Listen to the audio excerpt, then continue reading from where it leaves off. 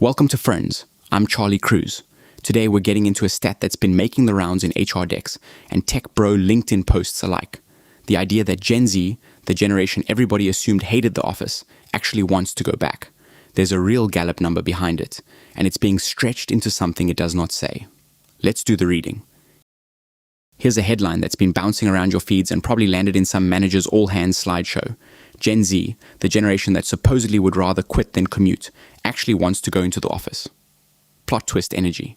The remote work kids grew up and begged for a cubicle. You've seen the versions.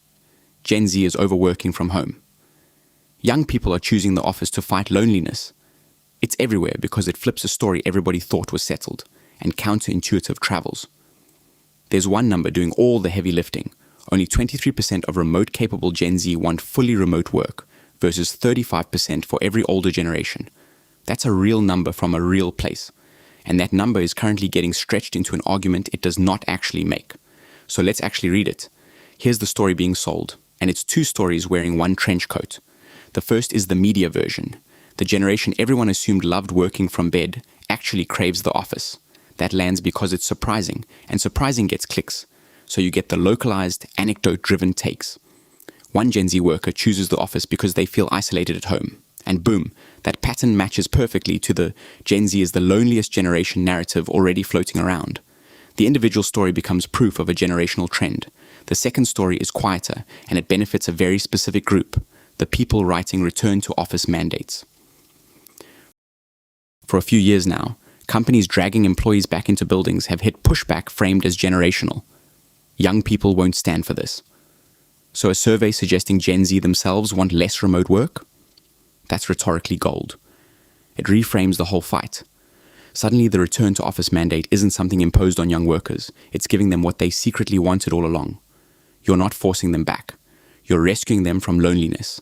Watch the exact spot where the claim gets stretched. It starts as Gen Z prefers hybrid. Totally reasonable. Then it becomes Gen Z prefers the office.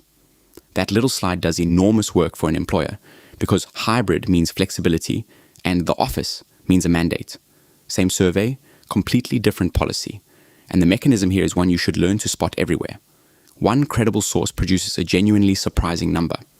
Headlines compress the nuance out of it. Then the compressed version gets recirculated by whoever already wanted to make that argument. The data is real. The laundering is the problem. So let's do the reading. The headline number checks out. A Gallup survey from this past spring found 23% of remote-capable Gen Z prefer fully remote work, against 35% for each older generation. Gallup is a serious, methodologically legit polling shop. This is not some influencer with a ring light and a vibe. It's real survey data. But here's the crux, and it's the whole episode. Gen Z's actual top choice is not the office. It's hybrid. Gallup's own framing is literally, Gen Z prefers hybrid work. And fully on-site work, that remains the least popular option across every single age group, Gen Z included. Dead last for them, same as everyone else. So the true finding is way narrower than the viral one. Gen Z is the least excited about being fully remote. That is not the same as being excited about being fully in office. Those are different sentences that produce different policies. Now, is there real evidence for some kind of reversal? Yeah, actually. On productivity, Gen Z is genuinely split.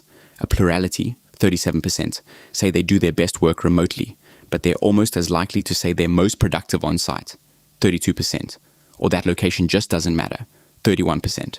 That's a nearly even three-way split. Compare that to millennials. 49% say they're most productive at home, only 19% on site. So the generational contrast is real, but it points the opposite direction from the headline. Millennials are the ones clinging hardest to working from home, not Gen Z. And it shows up again when you ask people how they want their coworkers to work. Gen Z is the generation most likely to wish other employees worked remotely less. Millennials most want everyone remote more. If there's a work-from-home die-hard generation, it's not the 22-year-olds. There's also a receipt on this. 41% of remote-capable millennials say they'd be extremely likely to start job hunting if remote options got cut. Highest of any generation. That's the attachment. Then there's the why. And this is where you slow down. Gallup floats three explanations. 1. Loneliness. Gen Z reports feeling lonely a lot of the day yesterday, at nearly double the rate of Gen X and nearly triple boomers. 2. Career development. Early career workers don't have networks yet and might actually get something out of in-person mentorship. 3. Parenting. Very few Gen Z workers have young kids, so the childcare upside of remote work matters less to them, and you can see that in the data. Among Gen Z and young millennials, 39% of parents prefer fully remote versus 29% of non-parents. But notice Gallup's own language. May help explain, not explains. The loneliness stat is measured. The link between loneliness and wanting to be in the office is a hypothesis, not a proven cause. Gallup is hedging, and you should too. Feeling lonely and preferring hybrid can both be true without one causing the other. And here's the nuance that quietly wrecks the Gen Z loves the office, read entirely. 66% of Gen Z hybrid workers are required to work a set number of on-site days. They can pick which days, but the requirement isn't optional. So Gen Z hybrid workers may have less real control over their setup than older workers do, which means some of their stated preference isn't a free choice at all. It's them describing the arrangement they're already stuck in. When you're required to be somewhere, I prefer this, starts to mean, I've made peace with this. One more guardrail. This is a single survey, one moment in time, US remote capable workers. It's credible, but it's one data set, not a stack of studies. And Gen Z workers right now skews to the youngest, earliest career slice of the workforce, which shifts as they age. Don't build a monument on one data point. So here's where it actually lands. The number is real, the source is solid, and the reversal is partly true.